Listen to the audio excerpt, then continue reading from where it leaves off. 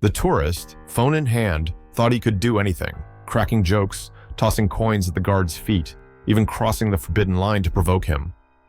But the way the silent, steadfast guardsman responded left the crowd utterly speechless. No one could have predicted how this day would turn into a lesson for everyone watching. Let's start from the beginning.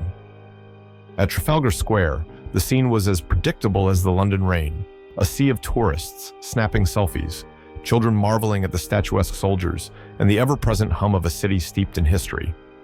Among them stood Sergeant Arthur Reed, as unyielding as the monument behind him. Dressed in his crimson coat and towering bearskin hat, Arthur embodied everything the Queen's Guard was meant to be: disciplined, stoic, untouchable. Yet, deep down, he knew the day wouldn't remain peaceful. It rarely did. Somewhere in the crowd, there was always someone who couldn't resist testing the patience of the immovable guards. And there he was, a loud, brash tourist in a Hawaiian shirt, phone held high, streaming live for an audience that probably didn't care as much as he thought. His voice cut through the buzz of the crowd like a foghorn. "Hey folks, check this out. These guys are supposed to be tough, huh? Let's see if he even breathes." Arthur didn't flinch. His training kicked in, and his gaze remained fixed ahead. But he could feel the man circling him, narrating his antics like a reality TV host. The crowd began to notice. Laughter rippled through the square, a mix of amusement and awkwardness. "Come on, man, crack a smile. Is it against the rules to be human?" The tourist leaned closer, waving his hand as if trying to break a statue's concentration. Arthur's fingers twitched on the hilt of his ceremonial rifle. "Not yet," he thought. "Stay calm." The man stepped back and addressed his stream. "Okay, guys, let's take this up a notch. Watch this." And then he did it, the move everyone dreads. With a quick flick, the tourist reached up and tapped Arthur's bearskin hat. The crowd collectively gasped. Someone muttered, "That's too far," while others chuckled nervously, unsure how to react. Arthur took one deliberate step forward, his voice cutting through the commotion like a blade. "Sir, step back immediately. This is your official warning." For a moment, the square fell silent. The tourist froze, his face flickering between shock and amusement. Then he laughed. Not a nervous chuckle, but a bold, taunting guffaw. "Oh, come on. Are you going to call the Queen on me? Relax, it's just a joke." The tension in the air thickened. The crowd's energy shifted. Some looked on in admiration of Arthur's restraint, while others nudged each other, eager to see what would happen next.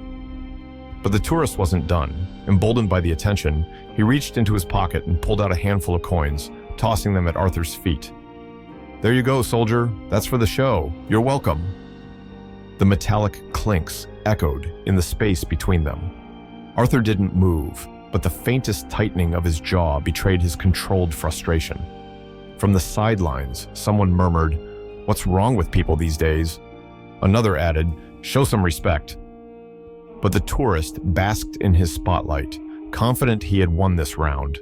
What he didn't realize was that the game was far from over, and the next move wasn't his to make. The scene at Trafalgar Square was shifting rapidly. Phones were out, cameras were rolling, and the tourist had turned himself into the unwitting star of an increasingly tense show. People were whispering, laughing, and pointing, their voices blending into a buzz that fueled the man's ego.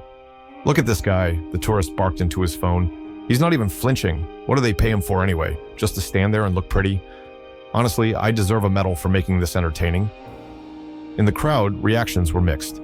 A few snickered, but most exchanged uneasy glances, the kind of look that says, "This is going too far."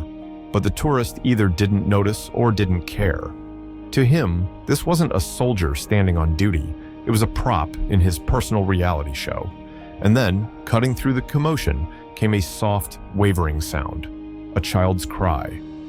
The crowd parted slightly, revealing a young boy no older than 6, clutching the hand of his elderly grandmother.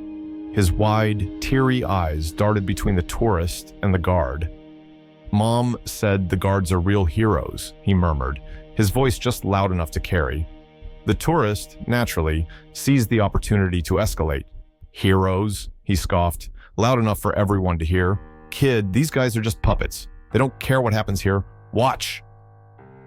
He turned back toward the guard, gesturing dramatically, clearly intending to provoke him again. But Sergeant Arthur Reed, still as a stone moments earlier, made an unexpected move. He broke protocol. Arthur tilted his head slightly toward the boy, then shifted one boot with a deliberate, thunderous stomp. The sound reverberated across the square, silencing the murmurs.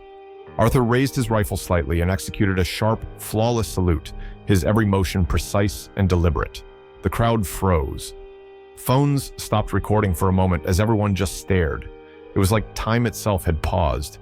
And then, with his deep, commanding voice, Arthur addressed the boy. "Young sir, your grandmother is correct. We are here to protect the legacy and traditions of our nation, not to entertain those who do not understand their value." The boy's tearful expression morphed into a beaming smile. His grandmother gave him a gentle squeeze, nodding in approval. The crowd collectively exhaled, a ripple of awe passing through them. But for the tourist, this was a blow to his overinflated sense of self. His smirk faltered as the crowd's attention shifted from his antics to the quiet dignity of the guard. "Oh, really?" the tourist spat, his voice losing its earlier bravado. "So now you're a hero because you can salute a kid? Big deal!"